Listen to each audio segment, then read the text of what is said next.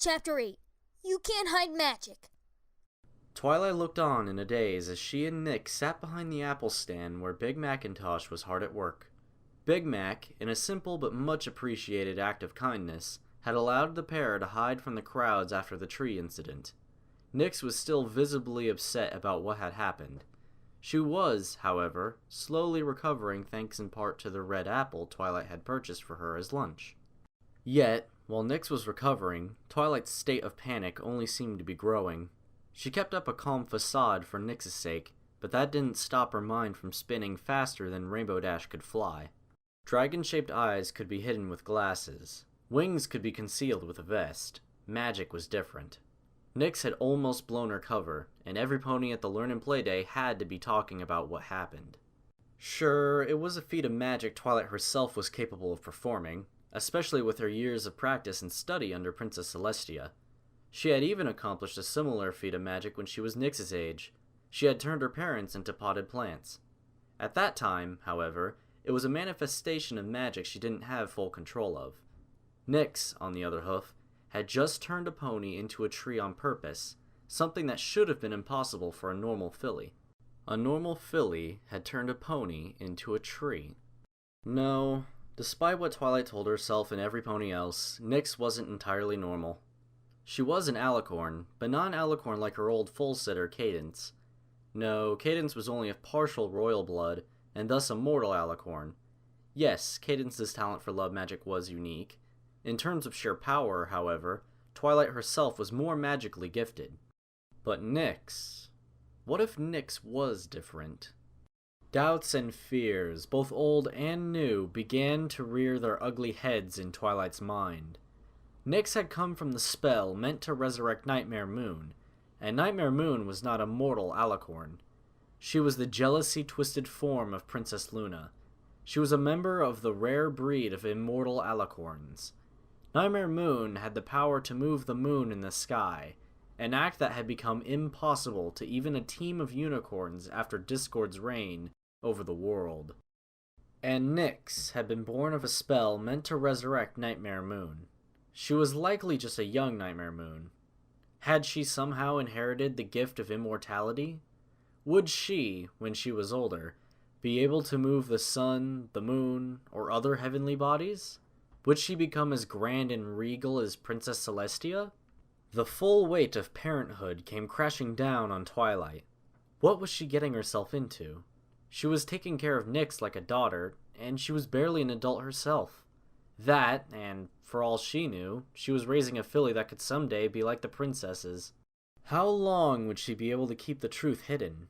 Dragon-shaped eyes and wings could be disguised, but that kind of magical power?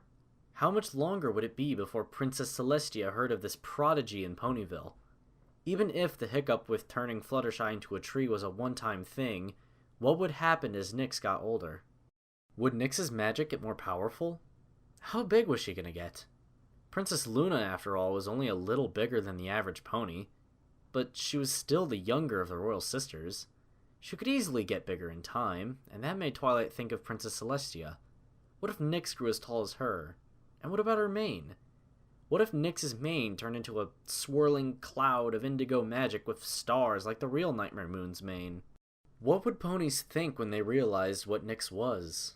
How long would it be before the torches and pitchforks came out? How long would it be before the Royal Guard was hunting Nyx down? How long would it be before Princess Celestia banished Nyx to the moon? Nyx didn't deserve any of that. Well, unless she was, in fact, Nightmare Moon. Twilight, you okay? You're looking mighty pale. Snapped out of her spiraling thoughts, Twilight looked up at Big Macintosh, who had a moment free from customers to check on her and Nyx. Oh, yes, sorry. I'm fine, just a little lightheaded. You want another apple? No, thank you. Have they started the afternoon activities? Don't think so, but I reckon it's gonna start right soon. Saw Applejack and Applebloom heading in that direction. Are we still going to that, even after what happened? Yes, we are. Twilight knew Nyx was looking forward to the afternoon activities, but the greater and unspoken reason was that Twilight was worried about what would happen if they left. After what had happened, if she and Nyx left abruptly, her friends would wonder where they went. They would then come looking for her and Nyx, and they would expect an explanation. In truth, Twilight feared leaving would only invite more unwanted attention. If they stayed, however, they could try and act like what had happened was nothing out of the ordinary. Twilight's family, after all, was known for being magically gifted. She could just act like what Nyx did was perfectly normal. This was far from the truth, but Twilight didn't have a lot of options. It was either stay at the school or retreat to the library, and the former appealed to her as the best option.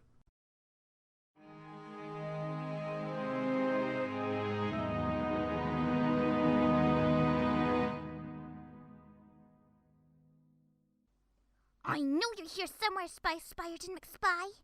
Pinkie Pie whispered to herself, while she surveyed the crowd of ponies moving about the lunch area and exhibits. Whoever had been watching her, Rainbow Dash and Fluttershy had slipped away once, but now Pinkie Pie knew the spy was there, and she would find him or her. Itchy neck. Pinkie Pie sharply turned her head to the right and began looking across the crowd. Her vision eventually met with a pair of brown-gray eyes that were looking back at her. It took a moment for the other pony to realize Pinkie Pie was staring right at him, but when he did, he ducked around a corner in the student exhibits. Creaky knee. Gotcha. Pinkie Pie whispered with a slightly devilish grin before breaking into a gallop. Her creaky knee told her some pony was trying to get away from her, and the knee closest to the pony was the one that got creaky. It was what allowed Pinkie Pie to follow Rainbow Dash wherever she tried to hide, and, at the moment, it meant that Pinkie Pie would be able to track the spy. Rounding the same corner the spy had just disappeared behind, Pinkie Pie maneuvered through the crowd and student exhibits in hot pursuit. She caught small glances of some pony moving just ahead of her. The spy knew she was onto him, but that wouldn't stop her. No pony went about being a nasty Spyerton McSpy, especially around her and her friends. Creaky knee front left. Creaky knee front right. Creaky knee front right. Creaky knee back left. Creaky knee front right. Twingy ankle. Pinkie Pie put all 4 of her hooves to the ground, braked hard, and skidded to a stop. Twingy ankle. Now the spy wasn't running, the spy was hiding. Pinkie's eyes narrowed, and she found herself once more on the side of the food court that had been set up for the Learn and Play Day. There were ponies at almost every table, eating their lunches while other ponies mingled about, talking and laughing. Oh, he's good. But hide and seek is one of my favorite games. You hear that? I'll find you! All the ponies who had been eating their meals and chatting turned to look at Pinkie Pie, most quite startled by her sudden and very loud proclamation. Still, Pinkie Pie ignored the confused stares. She scanned the crowd and eventually spotted a pony sitting alone at a table who had not turned around. He was the only stallion that hadn't turned to look at her. Her eyes fell on the back of his slicked-back navy blue mane. Gotcha again! Pinkie Pie hissed with a menacing grin. She moved across the food court slowly, stepping between ponies as she did her best to approach the spy from behind. She circled around, chatting ponies, ducked behind a baby carriage, and even hid in a bundle of balloons. Each move brought her closer to her prey. Yet, when she was within a few tables, a familiar face popped in front of her. Oh, there you are, Pinkie Pie! I was worried when you ran off. It's almost time to start the afternoon sports and games. You still want to help? Pinkie Pie glowered, trying to strain her neck and look around Rainbow Dash. No, I don't, because I'm tracking a pony and... Eventually, she gently pushed the hovering Rainbow Dash out of the way, only to find the pony she had been creeping up on had vanished.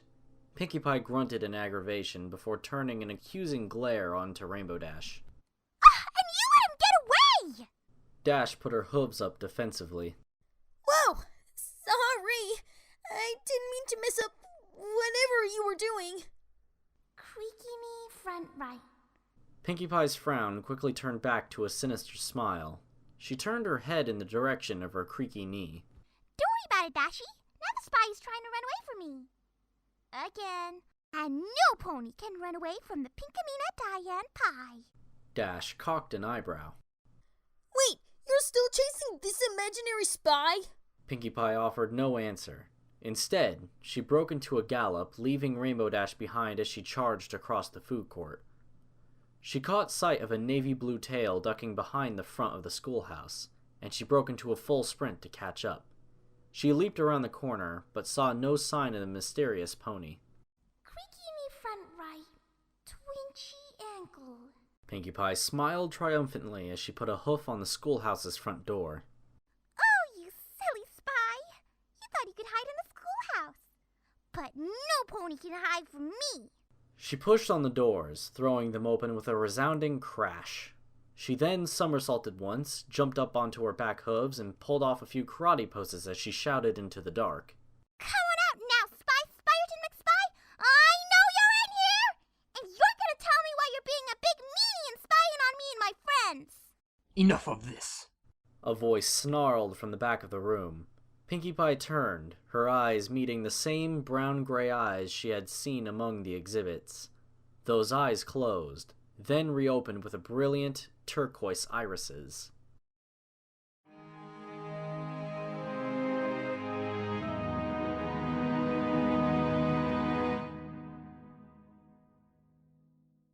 Alright, ponies, it's time for the last event of the day, the Tug-of-war tournament!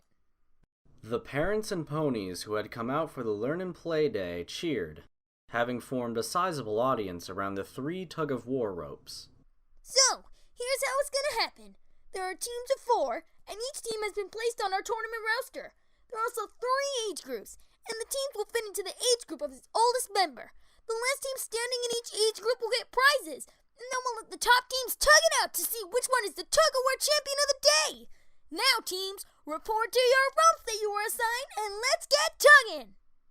The fillies and colts, who had been watching near the front of the audience, all cheered and separated themselves into their age groups. At the red rope, for the youngest age group, Rarity stood with a clipboard floating gently in front of her. Cheerilee was moderating the middle age group, and Applejack was keeping the oldest of the school-age ponies in line. All right, first up are the Cutie Mark Crusaders versus the Carrot Clan. Those 2 teams get to your sides of the rope, and every pony else, please stand back. The young ponies followed her directions. On one side of the rope were 3 colts and a filly, all of them with some form of a carrot-themed cutie mark, who took up the rope in their teeth. On the other side of the rope, the 4 fillies wearing bright red cutie mark crusader capes got in line. Sweetie Belle was in the front, Scootaloo behind her. Nix, who had been officially inducted into the Cutie Mark Crusaders just after the Spring Festival, took up the 3rd position. Apple Bloom was at the end, acting as the team's anchor.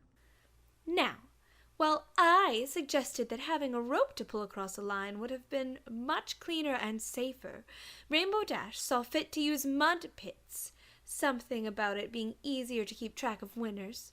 Now the goal is to pull all members of the other team into the mud pit. The rules are simple. If your team as a whole lets go of the rope or gets pulled into the mud, then you lose. Magic is not allowed, and Pegasi must keep their hooves on the ground. Every pony understand? The 2 teams nodded their heads in agreement, already starting to pull the rope taut between them. And remember, there is a wash station set up if you lose, but, well, every pony just try their best and have fun, okay? The 2 teams both stared at each other, ready to begin, and Rarity didn't waste another moment. Ready, set, go! With tightened jaws, the 2 teams pulled on the rope and began their struggle to drag the other team into the mud pit. For a moment, the Carrot Clan team had the advantage and managed to pull the Crusaders a few steps forward. Yet, the tide soon turned when Scootaloo began flapping her wings while keeping her hooves on the ground. The added force let the Crusaders regain their footing and, soon, with a few hard pulls and 4 splashes from the other team, they had won the first match. Yay! Cutie Mark Crusaders Tug-of-war champions! The 4 cheered in unison before they stepped away from the rope and let the next 2 teams approach.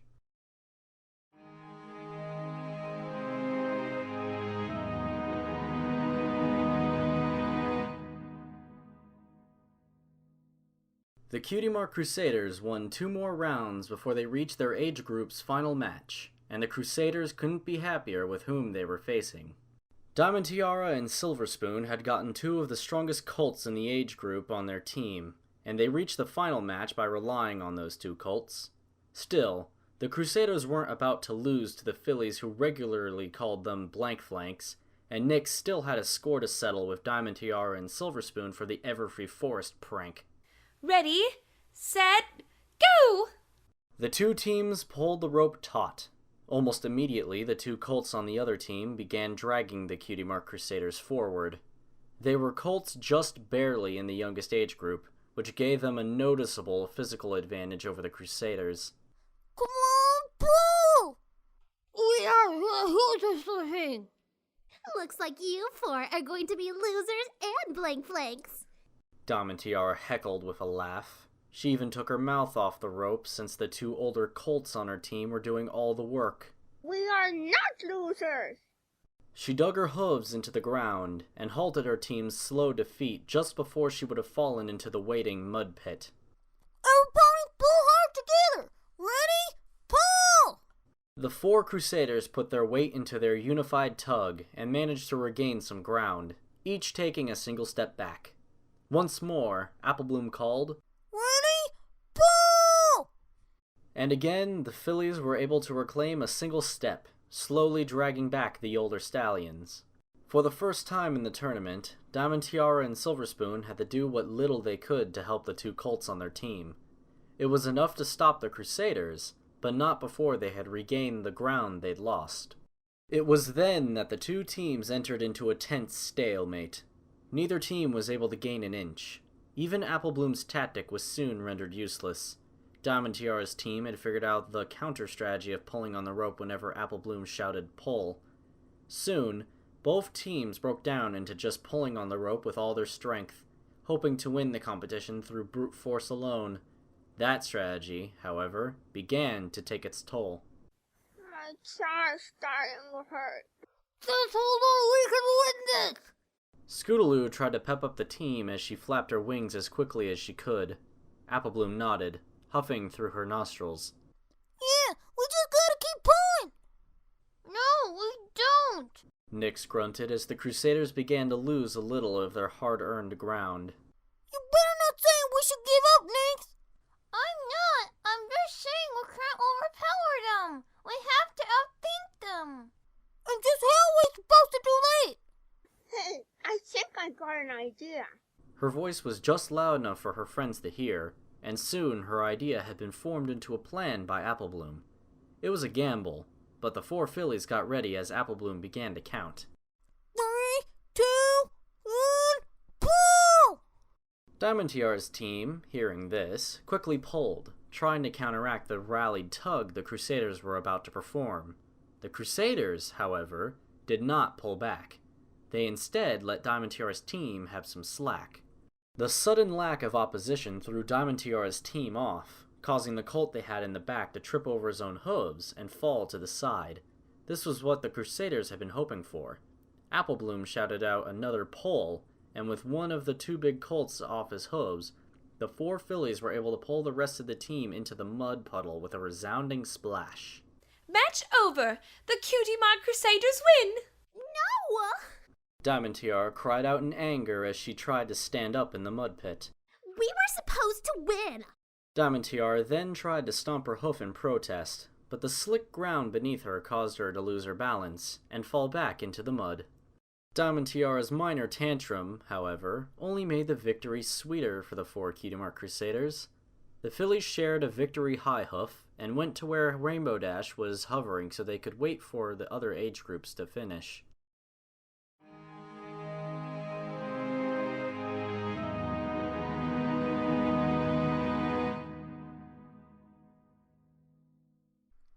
Alright, it's time for our awesome championship round! The crowd had gathered around the one remaining tug-of-war rope, which Rainbow Dash was hovering above. It's going to be between the Cutie Mark Crusaders and the Boulders!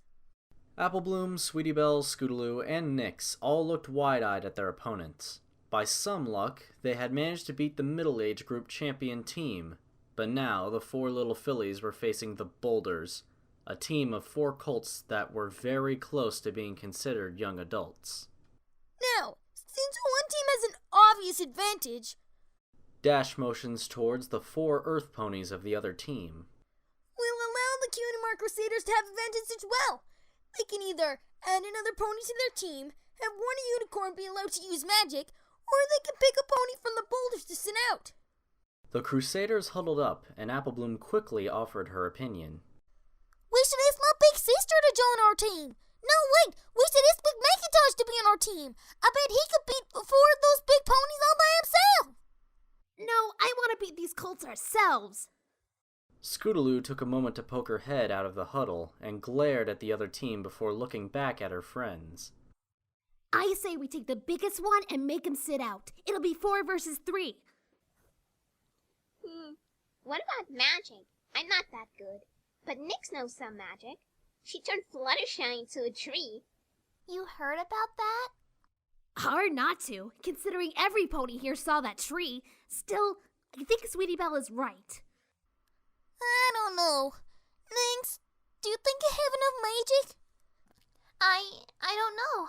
Maybe, I guess. Come on, Applebloom, just think about it. The 4 of us beating the 4 of them without any help. It'll be so awesome! Applebloom smiled a little. Well, I guess it would be cool, and it's not like we've got anything to lose. We already beat Diamond Tiara, and seeing her fall in the mud was all I really wanted to get out of this here Tug-of-war tournament. All right, it's decided. Nyx will be our anchor and use her magic. The Crusaders ended their huddle and told Rainbow Dash their choice.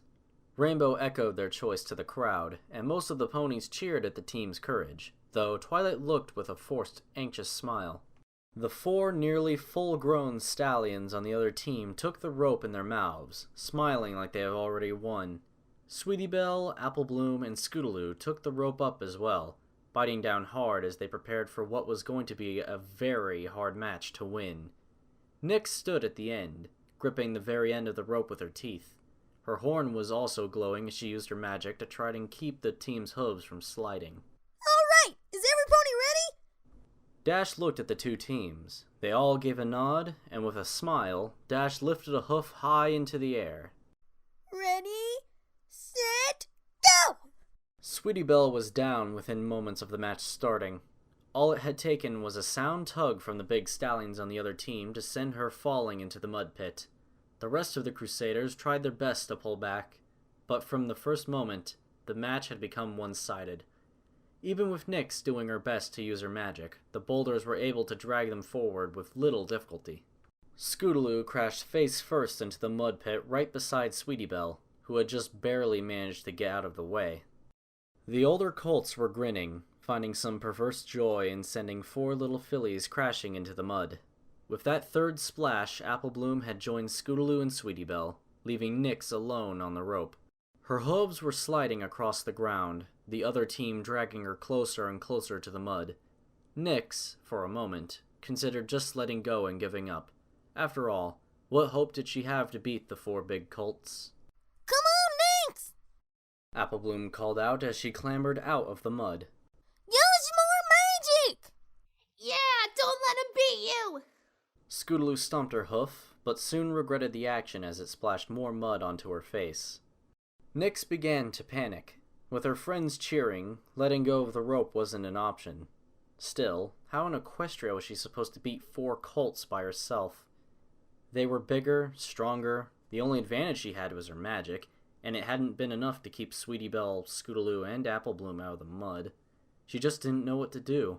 Come on, dig your hooves in and pull! Nyx whined and tried to do that, but her hooves were being pulled across the ground. She couldn't pull if she couldn't get a grip on the ground, and she didn't have the strength to pull the older colts even if she managed to get traction. That was what she needed, traction and strength. Maybe she could do that with her magic. One of the spells would need to be something she could cast and forget, but maybe she could pull that off. The mud pit was drawing closer. The older colts on the other team were all wearing smiles, playing with Nyx as they inched her closer and closer to the pit. Most of the crowd had given up cheering and was now just waiting for the inevitable. The only ones still cheering were supporters of the Boulders. The only cheers that still rang out for Nyx came from Sweetie Belle, Scootaloo, and Apple Bloom. Nyx tightened her grip on the rope, despite the tightness already present in her jaw. Traction and strength, that's what she needed. First, traction, to stop the other team from pulling her closer to the pit. Shutting her eyes, Nyx cast her first spell with a flash from her horn, and a moment later, her hooves became rooted to the ground.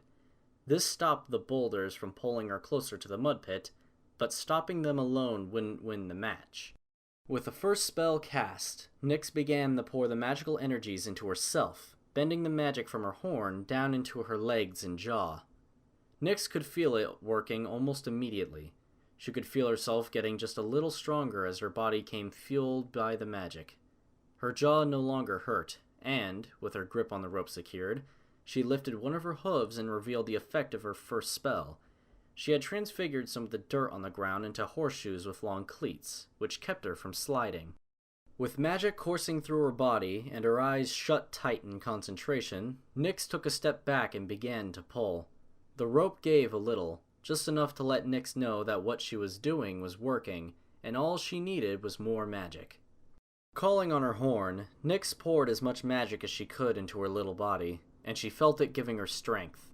It also made her mane and tail tingle, as if they had fallen asleep, but she couldn't focus on that. She had to focus on her legs, taking one step after another. She pulled with her neck, and then used the slack to take a step. Slack, step, slack, step.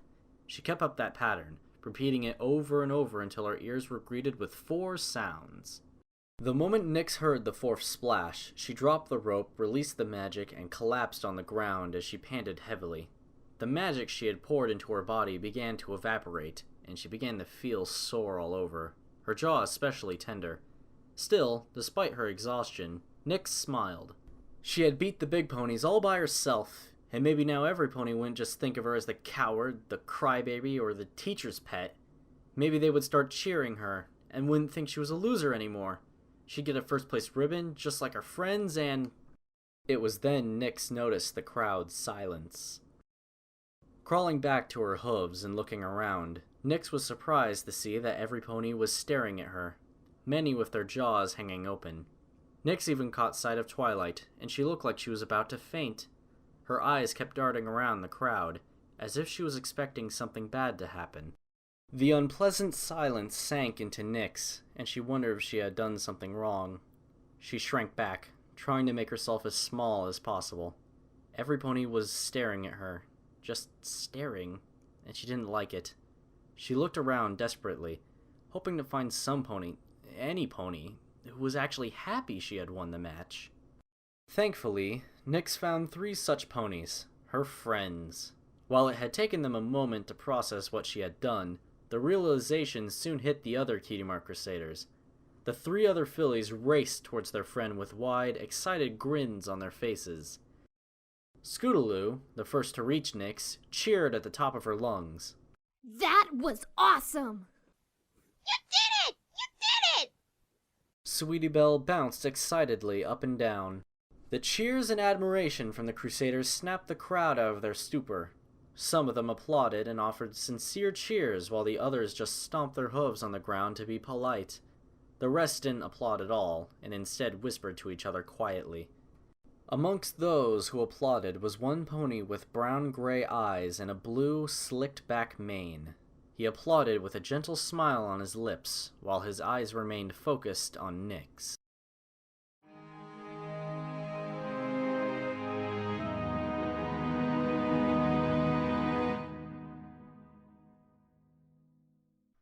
Boy, that was crazy! Rainbow Dash fluttered through the air with a box in her hooves. I mean, can you believe little Nyx beating the whole team of older colts? I didn't think the crybaby had it in her. What are the chances? It really was amazing. Fluttershy walked along the ground with a box on her back. The pair was taking some of the leftover prizes and other things into the schoolhouse as part of the effort to clean up the Learn and Play Day. I wonder if every pony in Twilight's family is that good at magic. I wouldn't be surprised. I mean, Shining Armor can cast that huge shield spell, and Twilight is like one unicorn army with all the magic she can do. She entered the darkened schoolhouse, but before she could get 2 feet into the door, she ran into something. Caught off guard by the sudden collision, Rainbow quickly flew backwards and tried to register what she had run into. Pinkie Pie? Rainbow Dash and Fluttershy set the boxes they were carrying down and moved around in front of Pinkie Pie.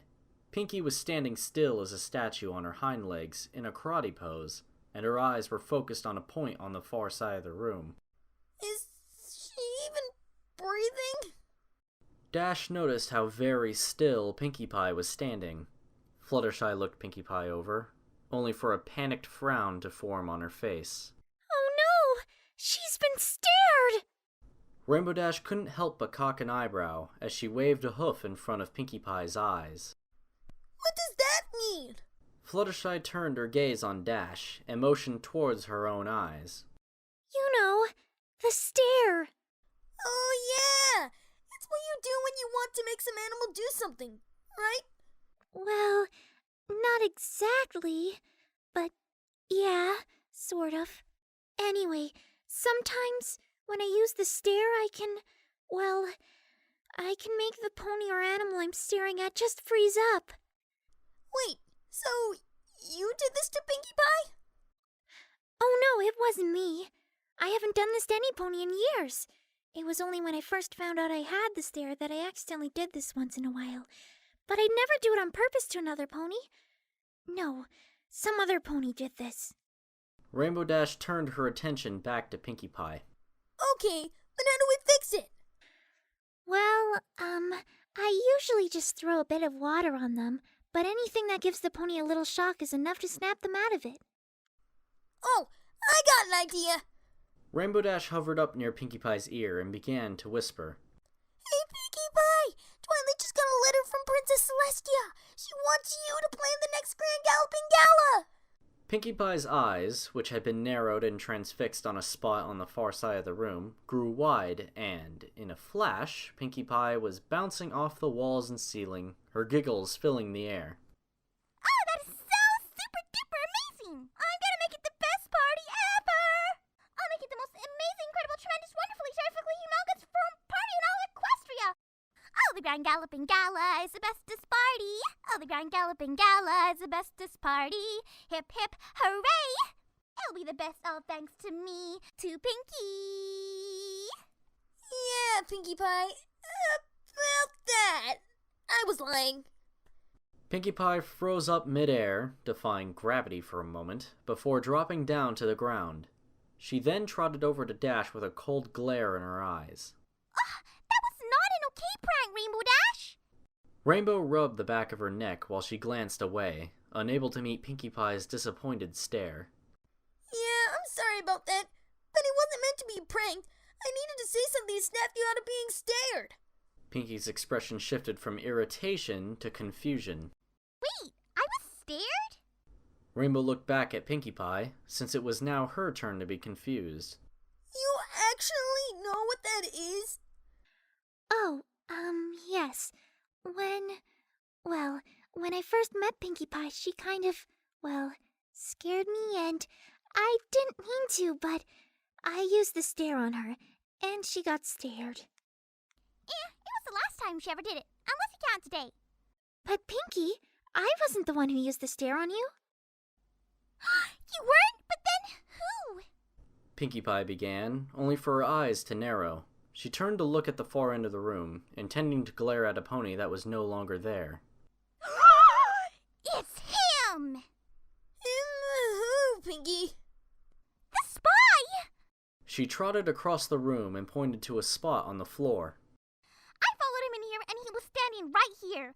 Right here! I had him cornered, but then he opened his eyes and they had changed color.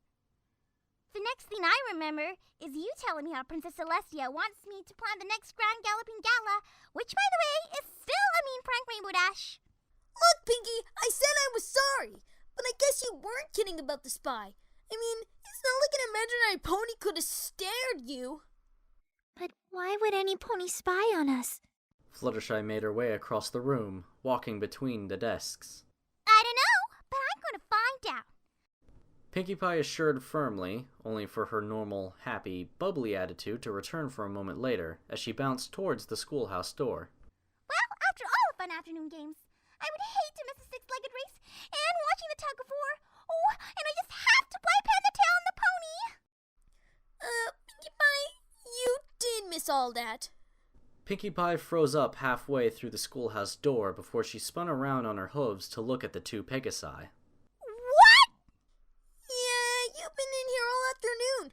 We're actually cleaning up right now. Now I am going to find that spy! Not just because he was being a spy, Spyerton McSpy.